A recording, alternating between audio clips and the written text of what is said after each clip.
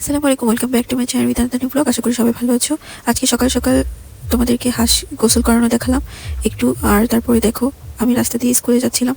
পরে আমার স্কুল শেষ করে আমি আস্তে আস্তে সন্ধ্যা হয়ে গেছে। বাসায় এসে দেখছি যে আম্মু একটু চা তো রেগুলার খাই, তার সাথে একটু ঝালপুরি বানাচ্ছিল।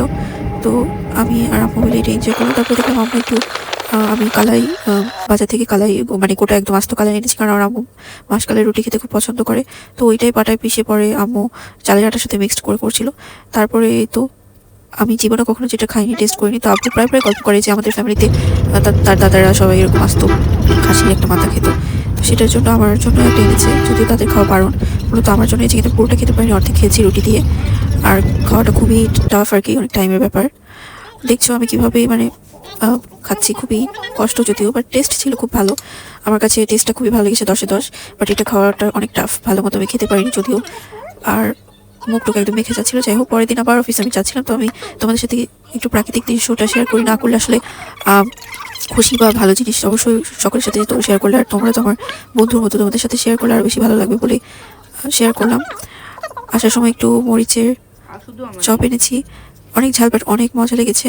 আর আমি কেন জানি ঝাল খাই না, বাট এটা খেতে পারছিলাম। তার সাথে পেঁয়াজি বেগুন এনেছিলাম। তো আম্মু ওই তো আজকে মাসকালের রুটি একটু করছে, তার সাথে বেগুন ভর্তা করেছে।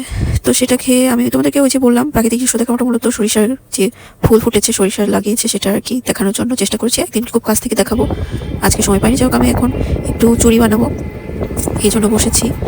আজকে একটু আর কি চুড়ি, হ্যান্ডমেড চুড়ি বানানোর ইচ্ছা হলো, কারণ ফ্রাইডে ছাড়া তো আমি ফ্রি থাকি না। আর আমার মনে হয় সবারই ক্রিয়েটিভিটিটাকে জানতে রাখার চেষ্টা করা উচিত। সেটা হারিয়ে মেয়েরা মূলত সংসার বিভিন্ন চাপে সেটা হারিয়ে ফেলে।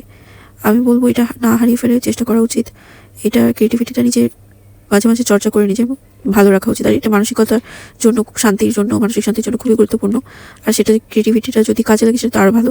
হাতের কাজ বরাবরই আমার খুব প্রিয়, বাট করা হয় না। তো আমি আজকে ভাবলাম একটু ইউনিক কিছু চুড়ি বানাতে। আমার কাছে কিছু লেস ছিল, আঠাও ছিল, ভালোই ছিল, মানে শুকিয়ে যায়নি বলে আমি এটা কয়েকটা চুড়ি চিকন অ্যাডজাস্ট করে একসাথে এভাবে বানিয়েছি। তো তোমাদের সাথে সেটা শেয়ার করলাম। আশা করি তোমাদের যারা এগুলো বানাতে পছন্দ করো তাদের দেখলে ভালো লাগবে বা উপকৃত হবে, বা কারো মাথায় আইডিয়া তৈরি হবে, সে সেভাবে বানাতে পারো। তো আমি বেরিয়ে বসে পড়েছি বানাতে। আর শীতকাল যেহেতু ঠান্ডা, তো ডিনার শেষে 3টা চুড়ি বানিয়েছি। কে কে এরকম মাসকালের রুটি গরম গরম তার সাথে বেগুন ভর্তা খেতে পছন্দ করো কমেন্টে জানিও। আমার মা তো খুবই পছন্দ করে।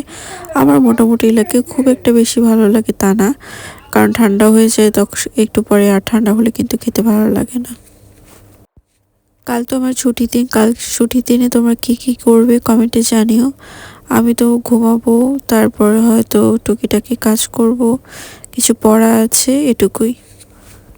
যারা আমার ভিডিও প্রথম দেখছো তাদের ভালো লাগলে অবশ্যই লাইক কমেন্ট শেয়ার করো, আর সাবস্ক্রাইব করতে ভুলো না আমার চ্যানেলটি।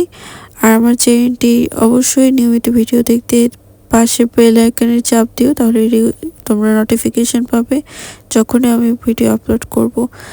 আর যারা একদমই নতুন দেখছো তাদের কোনো প্রশ্ন থাকলে কমেন্টে আস্ক করতে পারো। আর এই যে 3টি চুড়ি দেখছি, 3টা চুড়ি আমি বানিয়েছি। আর এই চুড়িগুলো আসলে শাড়ির সাথে খুব ভালো যায়, আবার যে কোনো কামিজের সাথেও তোমরা পরতে পারো।